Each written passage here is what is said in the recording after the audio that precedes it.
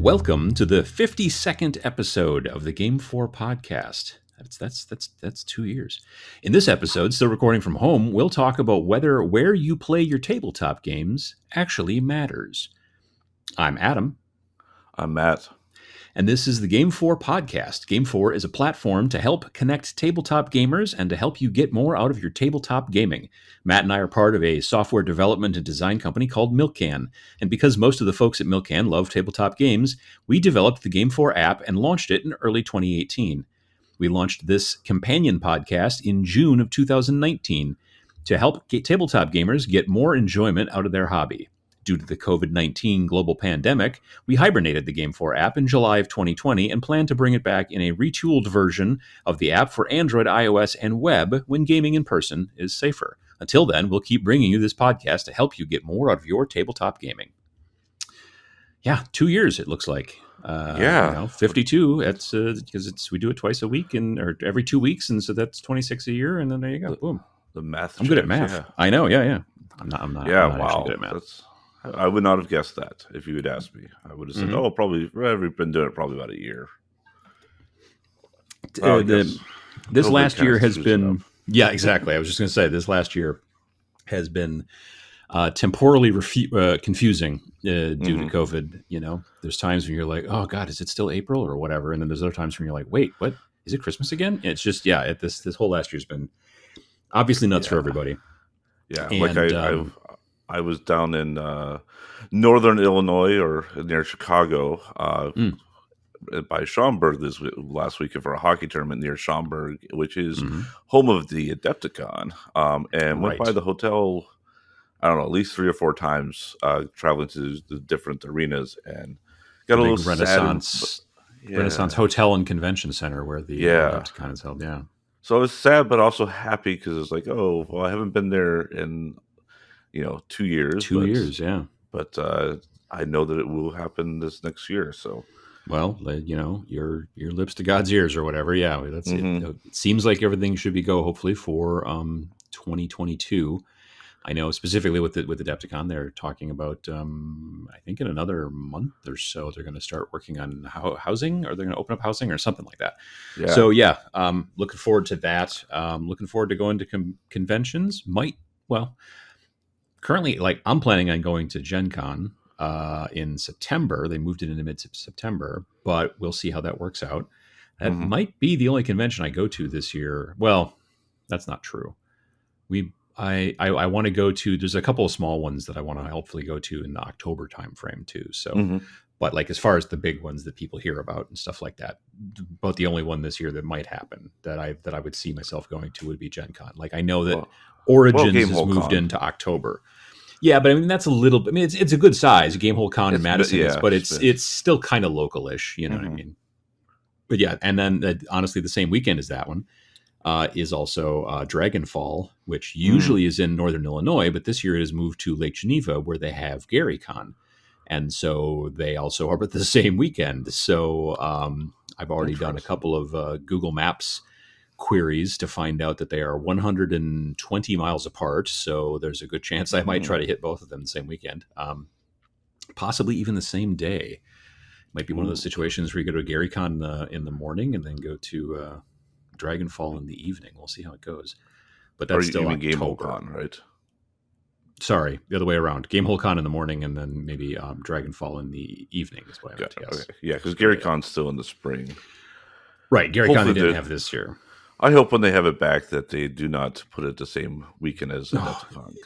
Yeah, they very frequently do have it the same weekend as Adepticon. Now, admittedly, Adepticon being a miniatures convention and GaryCon basically being an RPG convention, you're like, well, there's no overlap. And you're like, but there's a lot of people that like to play both. I'm not necessarily one of them, but you are.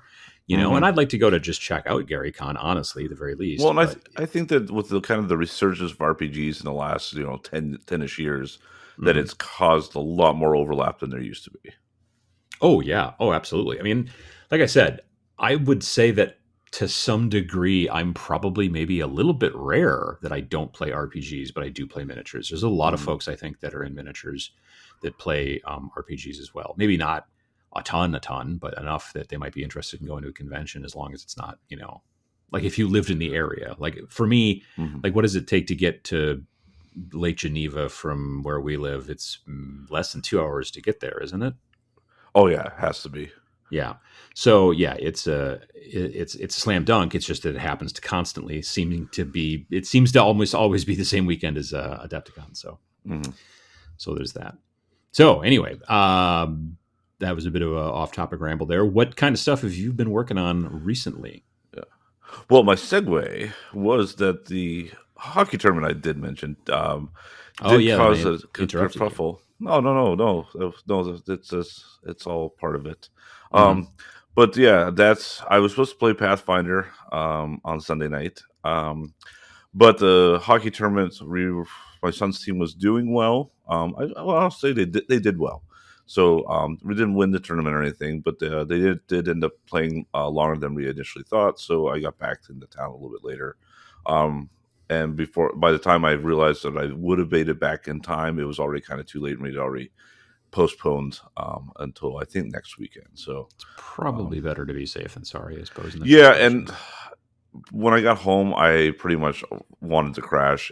I had been pretty much out of town since Tuesday, so on various things. So yeah, it turned out to be kind of a blessing because I probably would not have been a great role player that night.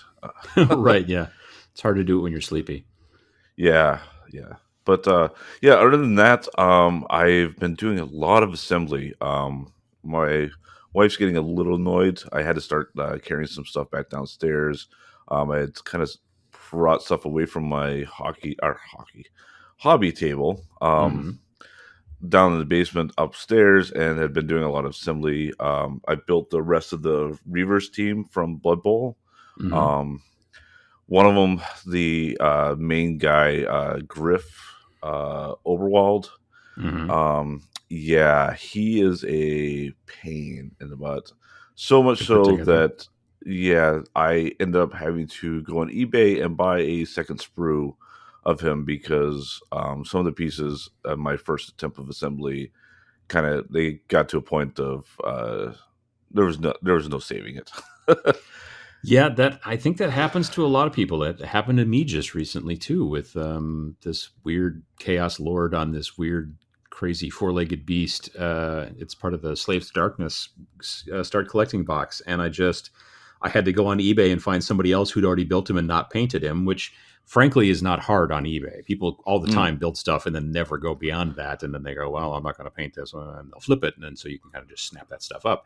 And that's what I ended up having to do because my first attempt to build it, I goofed it up because it's just a really, really weird. Like you and I have talked about this. I specifically think that Games Workshop is almost trying to get a little too fancy to some degree. There was some of the feathers on the helmet thing. It was like the second time around, I was like, okay, this is a part that I snapped really easily before, so let's be super careful.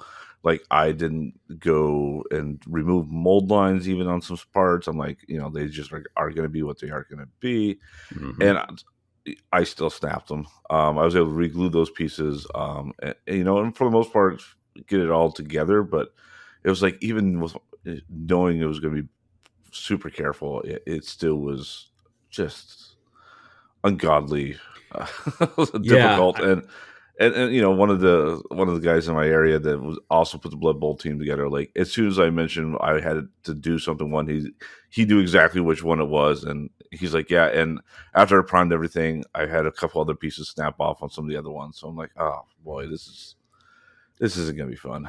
Yeah, that Chaos Lord creature I was talking about, I mentioned it on one of my Twitch streams about how it had given me so much trouble, and there was a bunch of people who were like, "Oh yeah, that one's a real piece of crap." It's just like it's no fun to build, and it's just I mean, Games Workshop I think has been getting, like when I say getting too fancy, I don't even necessarily mean with the sculpts. I think I mean sometimes with like the way that they will break up the figures into so many weird little parts so that they can fit them, I think, on the sprue a little better. I don't know. Yeah, they're trying to hide and I think they're trying to hide the mold lines in some instances. But yeah, and I appreciate that to some degree. But if it makes the model almost impossible to build, I'll get rid of some mold lines. You know what I mean?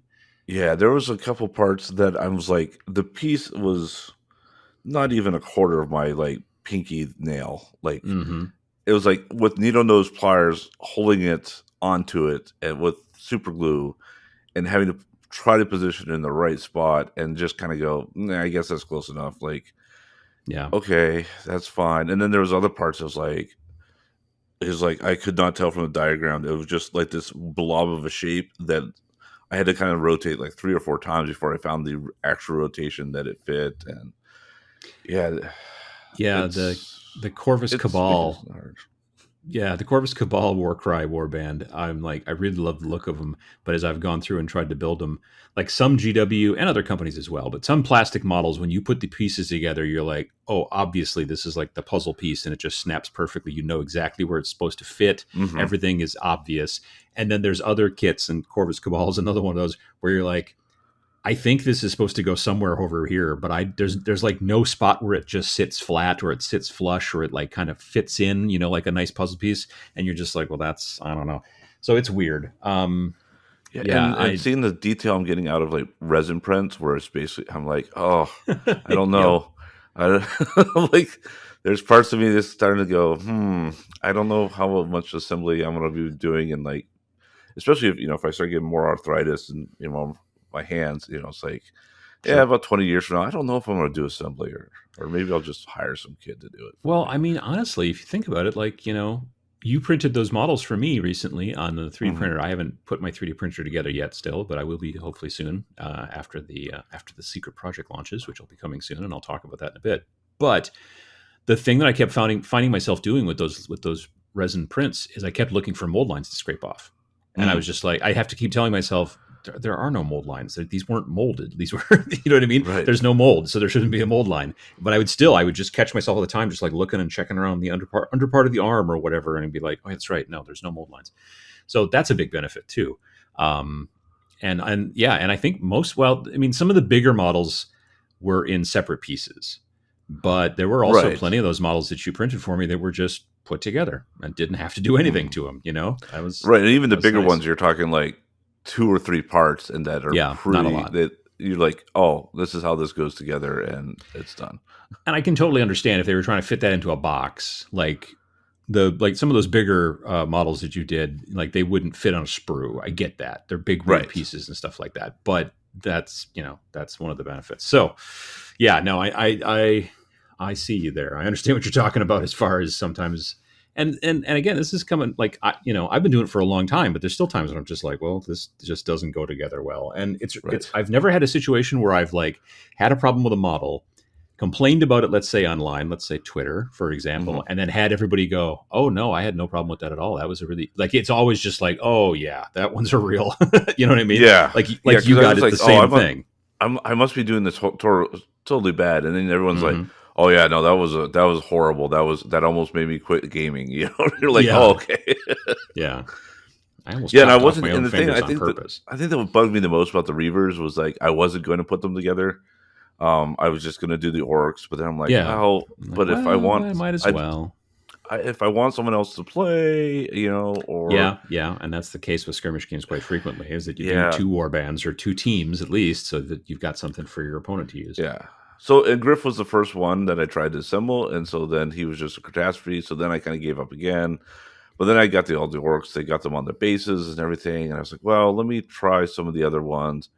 And I did get through everything. So then it's like I had everything assembled except for like the pieces that were not working from Griff. So I'm like, all right, I'm just gonna build him.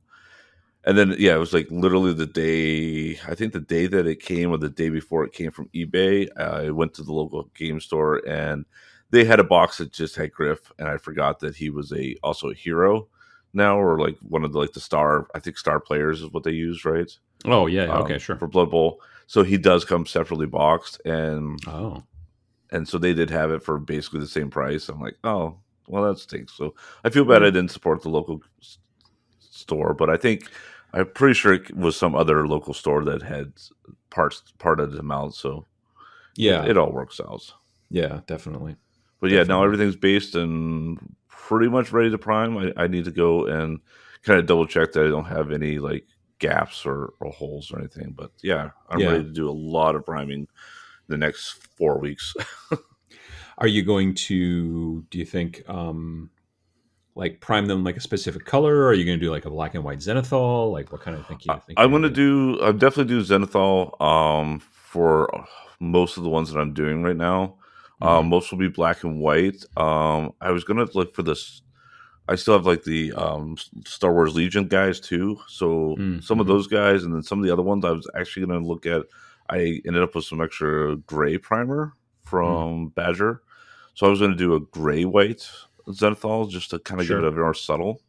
Yeah, yeah. And try The that shadows out. don't get as dark then, so that's in some situations what you want. Yeah. Like with your So orcs, you could almost even prime them green, maybe if you wanted to. If you had something. they don't If there's have a lot of, they do don't they have a not have lot a of lot of skin skin? showing. Yeah, Yeah. So I can see that too because I like when I eventually do my war cry warband for orcs. The ones that I'm going to be using are not the savage orcs. They're called the Iron Jaws, and they are wearing a lot of armor, so they're not showing a lot of skin. So in mm, that situation, yeah, exactly. I wouldn't prime them green. I'd prime them probably something a little bit more metallic. So yeah. yeah, you could do that too. I had someone ask me actually last night on Twitch about like priming, like if I'm going to be painting a lot of armor, should I do a black and white zenithal if I'm just then going to paint silver over most of it? And I was like, well, actually, you could just do instead of a black and white zenithal, you could do a black and silver zenithal, and then Yeah. that way he was like, oh yeah. Exactly. So yeah, that's the thing to think about too. Yep. Cool. How about you, sir? What have you been up Well, to? so like I said, I've been painting. I'm still painting those 4 heroes and the one bad guy from Cursed City Mm-hmm. on Twitch. I'm still doing that. So yeah, they're getting close. Actually, the bad guy, the what do you call him? The watch captain for the skeletons. He's basically done except for the base. I got to finish up at the base or whatever, but otherwise he's basically done. I might do a couple little more metal highlights here and there on his armor, but that's about it. I think he's good. And then there's the witch hunter is real close. The lady kind of knight, she is pretty close. I worked on her. She's got like this. She killed like this giant. I don't know if it's a eagle or what it is. It's a big honking thing with like a beak, and it looks like a big giant eagle. And so I painted it kind of like a golden eagle instead of like a bald eagle. And it's Okay. she's kind of got it across her shoulders, almost like it's a shawl. It's kind of weird, but yeah, I did. I worked on that last night during the stream, and it was a lot of fun. It just basically used like I think I used Gore Grunta fur, which is a contrast color, and it just worked really, Mm-hmm. really well because the feathers, there's a lot of detail. And then did a little bit of dry brushing and a little bit of wash, and yeah, it looked great. Um, Nice. so yeah, that stuff is nearly done. And then I received my models for Stargrave. There's a company that partners with Osprey they did it on Frostgrave, and they made a bunch of different plastic miniatures. There was the soldiers and the barbarians and the cultists and all those different kind of cool plastic miniatures that they made for Frostgrave. And Okay. now they're also that same company, North Star Military Figures, I think they're called, out of England. They are also they've released 3 boxes of different types of miniatures for Stargrave here at the launch. So there's a box of troopers, which have heavier armor, heavier weapons. There's a box of crew, which have got pistols and things like that, but also and lighter armor generally, and they've got a lot of extra like gadgets and wrenches and all kinds of things like that. And then there's a box of mercenaries that's sort of an in-betweeny set. And Okay. so the company North Star, it's owned by this guy named Nick, and so they don't do Kickstarters. They do these things that they call Nick starters, which are basically just like a pre-order thing. And so I did the Nick starter to just get the 3 boxes, one of each. But they also had a deal where you could get the book and all that, but I already had the book. So I just got the 3 boxes, and they finally showed up. They took a good amount of time, to be honest, but it's from England. Lately, mail from England has been real slow. So yeah, so those guys I put 3 of them together. I've already built myself, like on paper, a list for my first crew for Stargrave. So I have currently built 2 recruits with light armor and pistols, a medic with light armor and a pistol, and 2 sentries, which are a little bit more like kind of like security forces, and they are wearing heavier armor and they have carbine, whatever. Anyway, Carbine. Yeah. yeah, and the thing I like about Stargrave as well, which a lot of sometimes campaign style games can screw up, is that like in between games as you're kind of leveling up and stuff like that, you might find better weapons, but you will never have a weapon other than the type of weapon you started with. So if you started with a pistol, you might find a better pistol. You might like get some roll in the chart and get to take a better pistol, but you can't switch over to a carbine or something else like that. See what I'm saying? And the benefit to that is because then you don't have to rebuild your model or have your model be carrying the wrong weapon. So if you're a recruit, you're always at a pistol. Even if you've been playing like 6 games and maybe you just have a really awesome pistol now, but you don't have to be like, oh yeah, this guy with the pistol, he's actually got a sniper rifle, which he found 2 games ago. So that's, I think, a smart thing to do with campaign style games like that. Yeah, so, that's interesting. Yeah, so that's cool. So I mean, because that's the thing that sometimes bothers me about campaign games as a modeler is I'm like, I don't want to have to go back later and give the captain heavy armor because he found heavy armor. That's gonna be a real pain in the butt. And so I like what they're doing there is they're just like, okay, we're making it so that you find better stuff, but it's still the same class of stuff, so you don't have to go through and tweak the model. So that's very cool. And then what else? Otherwise, I've just been working on the secret project that I've been talking about, which will have launched by the next episode of this very podcast. So it's launching before the end of May. So initially we were like, hopefully it's end May, but it might be early June. But we've just recently, through some stuff, figured out, yep, this is the date, and that's the date we decided on. So nice. More information coming soon, but by the next time when we have one of these podcasts, all will be revealed. So looking forward to getting that project done. But yeah, so looking forward to that. Sweet. This episode's topic is basically about like, where do you play your tabletop games? Like, what, and does it matter? Right. Like, what, and why it's wrong? Right, yes, and why you're doing it wrong, or the place where you game could kill you. Right, exactly. Story at 11. Yeah, exactly. So, there are obviously plenty of places that you can play games, and we've talked a little bit. We even talked once about, I think we did an episode once about playing on the road. Like not on the physical road, but like while you're traveling and stuff like that. That could kill you. that could kill you. Exactly. Yeah.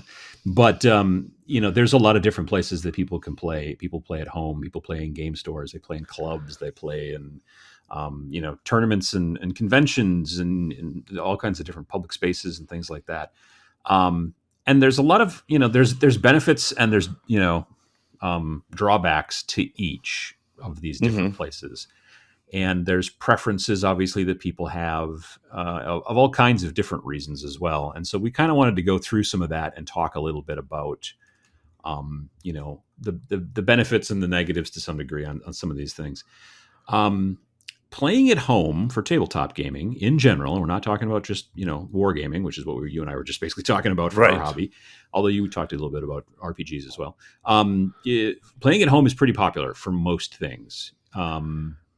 And especially if you play with your family, and especially for the last year or so with COVID, that's for sure. But yeah, I mean, I went and saw, I don't think I've talked about this before. I don't remember if I have talked about this on the podcast before, but several years ago, I went to a distributor conference in Madison, Wisconsin, game distributors. These are the companies that are basically between the manufacturers and the game stores.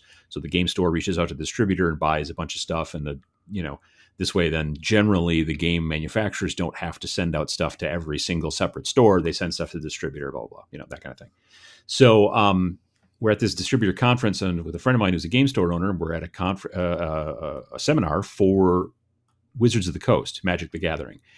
And the guy told us a statistic that literally made the room gasp, because the majority of the people in there were all store owners or store employees. And what he said was that after about 20 years of them doing marketing research, marketing surveys, all this kind of stuff, they can't obviously track everything, but they did a lot of surveys and a lot of checking stuff out and a lot of asking questions and all this kind of stuff. And they've decided that over the last about 20 years, it turns out that about 95% of the people who play Magic never play in a store. Which, I remember when you first told me that, and I was like, that doesn't seem right. And then I started thinking, well, I've played Magic, and I've never played Magic in a store. Exactly. Like you So walk into the store on any given, like, well, especially on Fridays back before the COVID, like the place is full of Magic players and all that kind of stuff, and frequently on Saturdays and all kinds of jazz like that. But as it turns out, according to the folks at Wizards of the Coast, 95% of the people who play Magic don't play in the stores. They come in and buy stuff there, and or they get it elsewhere, and then they just don't come in and play any of those kind of organized events, which is very interesting, I think. And but I mean, it's certainly the case, obviously, with like role playing games. I would say probably at least 95% of the role playing games that are sessions that are played out there are probably played in somebody's house. Does that sound probably right? Yeah. I would say that's a really high number, and I think board games as well is a really super high number. I agree. I think that there are probably, like home is very popular for a lot of different reasons. It's pretty easy. Like there's no reason, frankly, there's no reason if you and your, let's say, spouse, significant other, whatever, or you and your kids or whatever, you and your housemate, there's no reason for you to get up, go to the game store to play Carcassonne like that. Right. You're not like, wait a minute, let's go out. Right, exactly. Right. Like you can just kind of do that there, and there's a definite benefit to that, and the speed of it, and the comfort of it as well. Snacks and drinks are plentiful. The downside is the different opponents and whatnot, obviously, are not as plentiful. You're like, all right, I keep playing, my wife or whatever, or I keep playing the kids, or but right. My dog's getting super good at checkers. Yeah, that's problematic. You got to watch out for that. But and the other benefit though to home obviously is that you can keep, if you're playing a long game, like you're playing like, I don't know, Axis and Allies. Sure, that's a good example of one that needs to very frequently go kind of long. We used to play a game, me and these guys I used to work with at this comic store I used to work at back in the day. We would play this game called Supremacy that was super fun, but it would take us a month to play. Like we would get together every Thursday night and play, and it would Twilight take us a Imperium. I think there's some Twilight Imperium. They bought it when it first came out and are still playing They're still playing that game. That's true. It's very true. And so the benefit is that at home you can generally keep that kind of set up, whereas you can't do that at a lot of stores and stuff. Downside is that kids get involved, pets get involved. There's that. But as long as you can and if you lose a component, if you're still at home, you usually will find that component later and can re-add. Yeah, that's true too. If you travel with something, sometimes if you lose it, it's gone. So there's that too. You can also kind of control who's playing. Fairly frequently, you can tell people not to enter your home, like vampires. Right? Yeah, they'll keep out the vampires. That's a very good point. But game stores, you can't really usually tell if it's not your game store, you usually can't tell people not to come over and and play. Well, I mean, it depends on the game. Like you could just say, sorry, we're full. Like if there's somebody that you don't know who's like, hey, I would like to play in your role playing game, and you'd be like, and that's fine. But it is a more public place, which has its also safety, benefits as well at the game store. Obviously, your home is a very safe place for you. But if you're going to go to some stranger's home to play a game because you met them online or something like that, that's not particularly safe. I mean, that's part of what the GameFor platform was designed for, was to help people communicate and then usually get together at a store, because that's a common ground. That's a, you know what I mean? That's a place that you should be a safe place, which is why we built the huge database of all the different stores and all that kind of stuff. So at least in the United States, some of the game stores are starting to have, in-store gaming again. We're starting to see more of it kind of trickle back in. I know the two shops here in town, both of them now have, in-store gaming again. I think they have differing rules about masks and stuff like that. But for the most part, they are starting to allow that stuff in. I know the one that I frequent the most definitely has, they still want you to wear a mask and all that stuff. But even Friday Night Magic is starting up again, not this Friday, but next Friday, the 28th. Because basically Wizards of the Coast was like telling the stores don't have Friday Night Magic because of the pandemic, and they weren't taking any scores.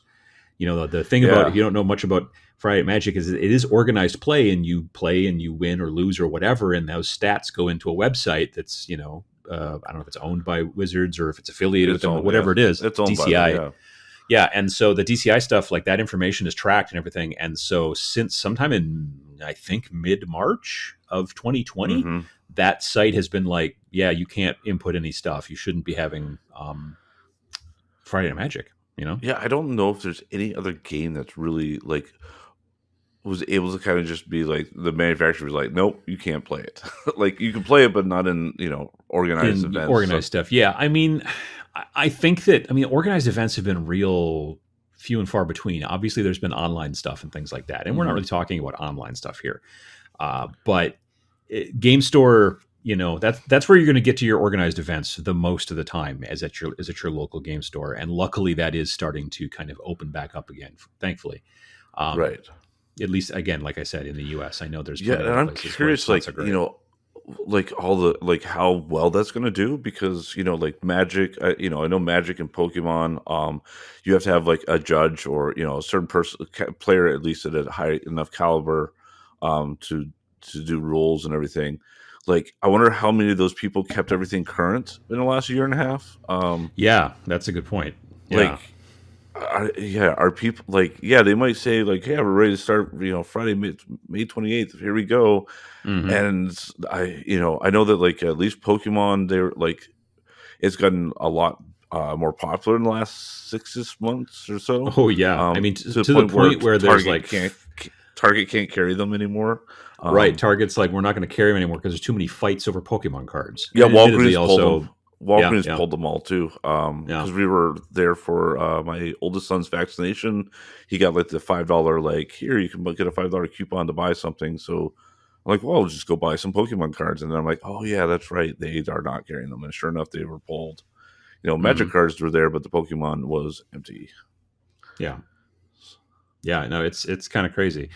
But they're like I know that the local store, when I was talking to them, they're like, yeah, we don't know if we can even have that stuff because we don't have people ready to run it. So, right, that's the other thing too. That's a good point. Is that generally, like when you're playing at home, and there's a benefit to that, obviously, but it's very difficult to get a judge ruling on certain, games, especially things that have that kind of thing, like Magic and Pokemon and things like that. When you're playing a role-playing game, then it's up to the DM. When you're playing a miniature game or a board game, it's, you got to figure it out. Most miniature games will have a thing that said, hey, if you can't really just ever, if you and your opponent are at opposites, you just roll a die or flip a coin or figure it out. Right.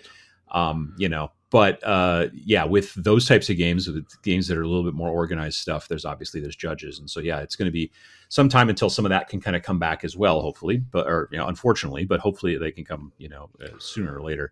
Yeah. I mean, game stores have got a negative to some degree in that the space is limited. Now, your house also has a, space is limited thing, but it's your house.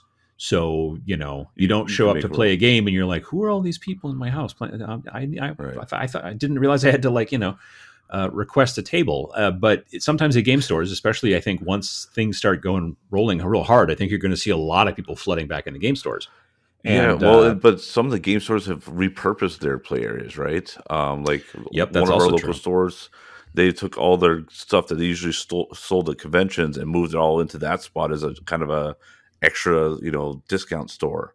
Right, because the conventions aren't happening. So instead of having that stuff going to conventions, it was just basically sitting in a warehouse. So he brought it in and was like, look, I'll put it in the play area because we're not using the play area for play right now. And then it was like a clearance area, And people are still busy back there. So it's like, what's going to happen with that? So, my local store basically did that too. Like took a bunch of stuff that they had in like storage spaces and things like that, backstock and things, and threw a bunch of stuff up on eBay. And so the play area was basically eBay Central for a good couple of months at least. And now it's back to, being game tables again. But there's that to think about as well, for sure. The other, it's not a downside necessarily, but snacks and drinks are also a little limited to sometimes at game stores. Some game stores don't allow that stuff, but most do. Most will prefer if you buy the snacks and drinks from them because it's an extra revenue stream, which I understand. Yep. And some of them have rules and all that kind of stuff and everything. So it's not as easy as it is at your house, but still. Mm-hmm. Also, you can't generally have adult beverages at game stores. Every once in a great while, you have a game store that's maybe also a bar, but it's more often than not like more like a club, like a game club that's also a bar or a restaurant or something like that, but it's kind of rare. But yeah, so, those are some downsides to some degree of game stores, but I think there's also a plenty of them that are benefits as well. Like if you are, again, tired of playing against just your family, the game store is really going to be your jam. If you're looking for more organized play, more challenging opponents, that kind of stuff, there's a lot of potential opponents at your local game store. And I think that's going to be, especially after a year of being away, I think that's going to be a huge draw for folks too. Absolutely, yeah. Yeah. Everybody's sick of the people they love. Yeah, I could see that. Now, you can't get it maybe as rowdy as you can at your house, like if something happens and you're like, oh, the only way I'm going to live is if I can roll a natural 20, and then you do it and then you're like, woohoo, and there's a lot of noise. That's sort of frowned on, obviously, in public spaces and everything like that. Right. But Not quite library levels, but yeah, at the same time, you can't. Right. If you're frequently yelling, you're gonna start getting nasty looks, and then you might eventually be asked to calm down or leave. But yeah, and that's no good. It's interesting, like too, like you can't leave your game set up like you can maybe at home if you're going to be playing a big game of Twilight Imperium. You can't just be like, hey, is it cool if we just leave this here for the next 3 weeks? Because they're going to be no, that's not cool at all. But small scale to large scale tournaments are something that you can get at game stores, like we talked about, like Friday at Magic. Friday at Magic is basically like a weekly small scale tournament. Mm-hmm. And it's not even necessarily that small scale. Sometimes it's, depending on the size of the store and how many people show up and whatever, you could have 40, 50 people, but it's not like a big, tournament like at a convention center or whatever like that. But it's constantly going, which is very cool. And in some situations, even, depends on the size of the game, but the large scale tournaments, sometimes you could have like a big tournament of 40K players, depending on whether your store is that big or not, or maybe Age of Sigmar or who knows, whatever. And that's another thing you can't obviously really do at home. You and your friends might be able to play even a small tournament, but you're looking at what, maybe if you're lucky, you've got access to 3 tables that you could play like miniature games on or something like that if you wanted to go that direction. If you're playing other stuff like, Settlers of Catan, you could technically have a Settlers of Catan tournament probably at your house without too much work. I just don't know that you'd want to have maybe necessarily all that many people there. It's up to you. And again, still, at this point, be safe, get vaccinated, all that kind of stuff. Mm-hmm. Another drawback is sometimes the transporting of stuff. Make sure your board game doesn't open up and topple everywhere. They've got the nice rubber band stuff to hold it, or your miniatures. You have to use. It's nice to use like the foam stuff, like a battle foam type stuff, or magnetic bases. Stuff to basically keep your nicely painted miniatures from being crushed. Like with Magic cards, those are relatively easy to travel with a bit, depending on how many you bring. And same with RPG stuff, like, your dice and some books and some pencils and whatever. If you want to go full blown and you want to get into like limit, dungeon crawl, that's a different story. That's hard to limit though, but because like the DM, like I sometimes will have a stack of like 10 books, and 2 bags of dice, and then like a whole bunch of miniatures. Transporting that is definitely would not be easy to do. So I have to kind of like slim down what I'm bringing with. Same thing with if you're doing miniatures. A lot of times the stores will have terrain you can use, which is nice. But yeah, you generally won't be able to bring all the terrain you've been working on and all the cool stuff. That's a benefit of home, is that you can easily like. You can use all the cool stuff that you've kind of custom built for this particular campaign, or you've custom built whatever. The upside to stores, though, is if you don't really have a lot of terrain, they very frequently, if they do have a good selection of terrain, which my local store, like, Flying Phoenix, they've got a great selection of terrain. He's invested a bunch into even like, he's been getting like Star Wars Legion stuff off of Etsy. People 3D printing like a downed TIE fighter, and all that kind of stuff. And you can buy them painted, and he's got like a down to AT-AT you can put in the middle of the table. It's like, it's really cool stuff. So like that kind of stuff is nice to be able to find if you find a good store. But on the other hand, sometimes it is also nice to use your own stuff too, and then know that not everyone's going to be beating it up, because there are people who will donate stuff to stores sometimes, like, to have like terrain and things like that, so I have a better terrain selection. But then other people don't treat them as well, and it's a whole thing. It depends on what you think about other people, to be perfectly honest with you. Whether you want to play at home or whether you want to play with randos at the game store. And it depends. Like, there are certain people, like I said before, like, that love to play with new people and people they've never played against in, collectible card games, or in maybe even in miniature games and things like that. But a lot of games are designed so that they're really the most fun when you're playing with your friends. So again, you and your friends don't necessarily need to go to a game store if you don't want to. You can frequently play at somebody's house or whatever. But there's also club locations. Now, club locations don't seem to be much of a U.S. thing. Here and there a little bit, but it's mostly common, it seems, overseas. Okay. And I had not really heard about this until, I don't know, when I started my YouTube channel, and I would talk to people from the UK, and they'd talk about playing at a club. And what it is that very frequently, a lot of the game stores specifically in the UK, a lot of the game stores are too small to have even sometimes one table. Sometimes they maybe have one table, but they don't have any more than that, because the location that you're in was built 400 or 500 years ago, back before they needed 4x6 tables and stuff like that. So your game store is predominantly all retail space and basically no play space. So, in America, we're used to retail stores sometimes having, they can, like, the retail store that I go to could at any one time probably handle at least 4 tables of 4x6 tables of people playing miniature games, and then probably another 25 to 30 people playing collectible card games all at one time. But a lot of stores, especially, like I said, overseas, where a lot of times the retail is kind of smaller, they don't have that ability.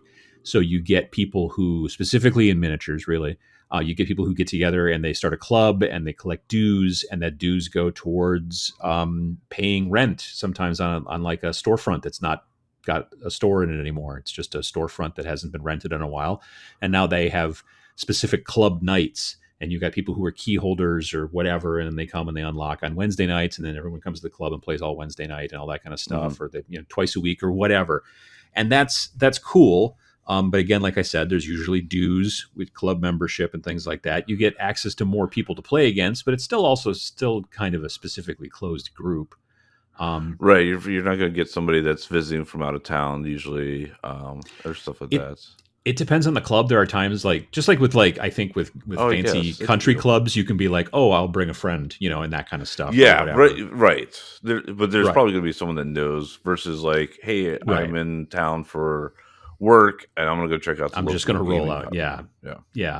And then, again, as far as rowdiness is concerned, sometimes you can get a little bit more rowdy, and sometimes even adult beverages, depending on the club, depending on the number of people in the club, how many people are over the age or whatever, all kinds of stuff. It all depends.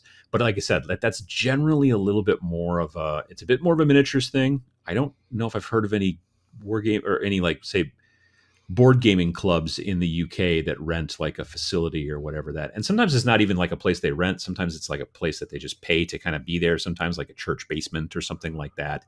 Right. There's lots. I've heard of a lot of different options, and people get creative on that kind of stuff.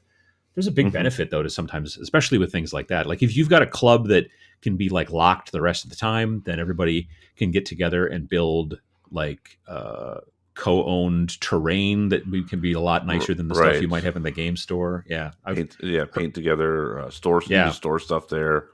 Yeah, exactly. So there's a lot of benefits to that. And I wish we had something like that sometimes here in the United States a little bit, but generally I think we don't, because the stores can really kind of fill that niche. Right. It would, it would almost seem kind of redundant for us to do it ourselves. Yeah, to some degree. Absolutely. And then there's conventions and tournaments, big events and stuff like that. And there's lots of different sizes of events. You might have a convention that's 200 people and you maybe play a RPG that you've never tried before at a convention like that. Or you might go to Gen Con and play, a Mayfair train game tournament with some of the best players in the world. I mean, there's all kinds of things in between each different point. depending on the size of the event, you can have so many different people. You know, you can have so many different types of players. Um, you've heard the term meta, right? Mm-hmm. Yeah. So like under certain types of games, specifically more, I think the competitive type games. So your collectible card games, your miniature games and things like that. I don't know so much about like if this really affects metagaming in role playing is a different thing altogether. The meta Right. in competitive games is like what's the thing that everybody who's trying to win kind of runs, you know, like everybody runs this because they think it's the best build, and that's kind of the meta until some Oh, rule gets changed. okay. Then all of a sudden that's no longer the meta. Now the meta is you run all vehicles, or you do, you know, that kind of stuff. Or, you know, Sure. in Magic it's like, you know, every like black deck is like the meta right now because of this card, this card, this card, this card. But now all of a sudden things have changed because this new set came out, and God. so Oh, yeah. Yeah, okay. the meta Yeah. shifts like that. Yeah. And X-wing was like, yeah, there were the metas were like all, you know, TIE all fighter TIE like fighters. Yep. TIE fighter swarms. swarm. Yep. Yep. And then that changed when something else came out. And things hop around and move and change, and the metas change. But the Yep. thing is that meta can also change to some degree dependent upon where you play. So Mm. if your local area, all the people who play War Machine in your local area, they all play like this style, and then you go to a convention or a tournament and then find out that that's not the style that really gets played here. It can be very interesting. Some would say refreshing. Some would say frustrating when you're like, oh, geez, what I've always been doing is no longer working because it's like an echo chamber. Like everybody who plays at Right. the local 2 stores in your town play this way, and then you go play someplace else, like at a big convention, like at Gen Con, and find out that that's only happening in your neck of the woods. Everybody else is doing this other thing, or whatever, or it's all just complete like it's a crapshoot. Like this person plays this way because that's what's going on in their state, and this person's playing a different way because that's how you know. Right. So the meta is really interesting, and obviously those metas get kind of shared a little bit more with the internet. People talk about that kind of stuff specifically Yeah. again in the competitive scene. You know, there are Right. When you entire see winners, websites. people look to see what their deck list was or their build list Absolutely, or whatever. absolutely, yeah. And tweak from there. But yeah, otherwise, yeah, you just be like, you know, it was always kind of fun to kind of go to big conventions and be like, oh, okay, yeah, I've never seen someone do this type of thing before. You know, Mm-hmm. we're all doing it this way. Yeah, yeah, exactly. So the echo chamber gets much larger in that situation, and then the echoes are much more different than you're used to. I don't know if that analogy worked out, but you know what I'm saying. It's interesting to kind of get new perspectives to things like that when you go to these types of conventions and tournaments and such. The big ones specifically. Mm-hmm. Some games though are harder, I think, to do at events like, you know, like conventions sometimes. Like I Okay. personally don't think, and I know you've done this, but I don't think I ever could. I don't think I could ever play a role playing game at a convention with people I don't know. Mm-hmm. But I know you've played role playing games like at Fire and Ice and other conventions like that. Yeah, I think it's kind of, I don't know, I think it's almost like the new kid in school analogy. There's a couple, you know, if you go to a new school, there's a Mm-hmm. couple different ways you can approach it. You can come into it and You go, beat up the toughest kid in school. Is that the right. first thing? Right. Yeah. You find the biggest teacher and you beat them up, and then you're Mm-hmm. no. Um, no, it's like you know, you can go and try to be you know, like you could be like, you go completely closed off and then try to hope that people find you and then like you. You can try to just be exactly who you were before and Mm-hmm. you know, hope that works. Or you can also sometimes like reinvent yourself, like, oh yeah, I was just starting to get a guitar, but you know, this guy and this guy, they were the band people in my, you know, they had their own cool band at the last school, and you know, they have you know, the personalities. And then I was known as the kid that, you know, played flute for 30 years, you know, probably not 30 years at school, but Probably not. Yeah. anyway. Yeah. Yeah. Yeah. But yeah, you can kind of reinvent yourself. I think that's kind of the same way with RPGs. You know, there's a little like, for me, I'm like, well, I can act, you know, silly and maybe even say some, you know, dumb stuff or, you know, or whatever, because I'm probably never going to game with these people ever again. Or maybe I will, but I can be a little bit more Sure. free. Whereas some Yeah, other that's people are true. like, oh, I don't know these people, so I'm even more reserved than I even normally would be because I don't feel comfortable yet. So For me, there's I kind think of that's that how too. RPGs at a convention would work for me personally. But I do know that there are a lot of people who, I mean, obviously, if you go to like Gen Con and like walk into the room that they run D&D or walk into the room that they Yeah. run Pathfinder. And when I say room, I mean like you could play professional basketball in these rooms. And like, I mean, there's like humongous rooms that these, and it's Right. just round table after round table after round table of people playing. People dig it. I don't know that I could do it, but a lot of people do. And I think that to some degree, it is people getting to be able to do things that they don't get to normally do, and also experience different types of players than their normal play group. You know, Right. Well, I I think think it's a little bit kind of like cosplay. Like you probably won't cosplay to go to your local game store, sure, but at conventions, it's kind of just accepted. yeah, that's Like true. if I showed up, at my with my local friend's house to play Dungeons and Dragons, and I was dressed like a wizard. Um, I don't know if his wife would let me in. To be Sure, quite honest, but I could maybe you do could that if cast a that I spell on wanted. her. Yeah, I could. Could try Heck, at sir. least. Yeah, Sick my rabid wolf on her. there you go. But at a convention, I could do that if that's something I desire. So sometimes you can do stuff, you can get away with stuff that you might, not be able to do at the Hmm. others. So I don't know. There's also benefits to being able to play really specialized, humongous games. I will be Mhm. honest. Most of the games that I have seen of Twilight Imperium, which we've joked about a couple of times so far, most of the games I've seen have been played at conventions. And it's Mhm. partially because it takes up a lot of space. Mhm. And it's also partially because they can also play for 6 or 8 hours. You know what I mean? Like you Right. could just you reserve a table or whatever that works, and that's fine. Um, but I've also seen some amazing stuff at conventions that you just couldn't play anyone's house because no one's house is big enough. Like naval battles, like back in the day when Gen Con was still in Milwaukee, there was a group of they would get together and play these like scale model naval battles, and they would play on the Mhm. floor, like up on the second floor of the Midwest Center in this kind of like weird little area. Well, it wasn't little; it was weird.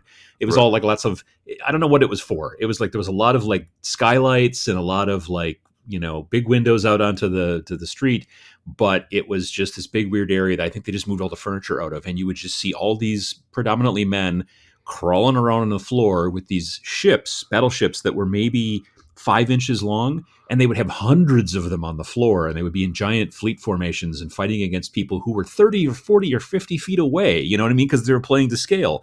And it was Right. super amazing to watch, and I'm sure they were having a good time, but you can't play that at your house. You can't play that Right. at the game store. You'd have to move all the stuff out of the game store. So Right. that's, I And think, try to very cool get that many too. people to come play it. Yeah. There's some. Exactly, yeah, because those are also very specialized games. It's not D&D, it's not Magic the Gathering. It's stuff that not a ton of people play. So you the 30 hardcore people who love that particular game all end up at Gen Con, and then they've got other people to play with too. That's also a big benefit. If you go to a really big convention, you can very frequently find very niche Mhm. games that you don't find at your local game store. You and your friends can play them at your house. There's nothing wrong with that. But if you want to play against other people, but still play that weird niche game, very frequently the big conventions are where you can find that. Smaller conventions, you might not even be able to because it's just maybe not quite as popular. So Right. just Yeah. If there's only one numerically, person it per doesn't work state out. that plays it, but then Right. Yeah. everybody comes into it. Yeah. That's 50 people versus, one person. Yeah. Yeah. Yeah, There's some, and definitely. that's some of the stuff I really miss about going to conventions is some of the cool games that are like, I have no idea what they're playing, but this is amazing to watch. You've got like 30 of them on there and like some are writing notes and like passing it down. And, they've got, it's almost like walkie talkies and like there's just maps and maps and figures everywhere. And you're like, I don't know how they're even keeping control of this, but it's amazing. And It looks like like big like, games of yeah, diplomacy, the board game, yeah, like those when you're playing in huge groups of people and stuff like that, and then it becomes almost like you ever heard of Model UN, like in right. college? Yeah, Yes. yeah, Hmm. yeah. It gets a little bit like that. I remember being at one point at a convention, and I was like walking by, I don't know, just a whole bunch of people, and I walked by this guy, and he's wearing like kind of like a naval outfit, and he has binoculars, and he's standing near the wall, and he's like, "Excuse me, sir," and I'm like, "Yes," and he's like, "Would you like to bombard the beach?" And I'm like, "What?"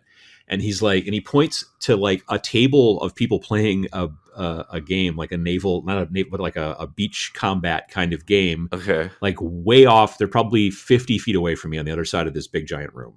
And so he gives me the binoculars, and there's a laser pointer that's like strapped to the binoculars. And so he's like, look through the binoculars, and then you'll see the laser pointer on the beach. And when you see something, then and you want to fire, just tell me fire. And then he would talk on the walkie-talkie to the guys that were at the table. So I was just like long range, just and I'm not playing this game. I'm just walking by, but they wanted like randomness in where the shells were landing and stuff like that. So they would just ask passersby like once every 10 minutes to just bombard the beach with shells. And so it was really super cool. It's like a really interesting, cool kind of like crowd, getting them involved kind of thing. Like I remember watching people playing Car Wars in this really cool purpose-built arena for it. And if you were standing there watching for a while, eventually they'd be like, "Here, roll a die," and it would be like you were in the crowd firing a pistol into the cars in the middle of the arena. Nice. And if you rolled high enough, you could like shoot a tire out or something like that. And so then they'd have to deal with that, and it was, that kind of stuff is very cool as well.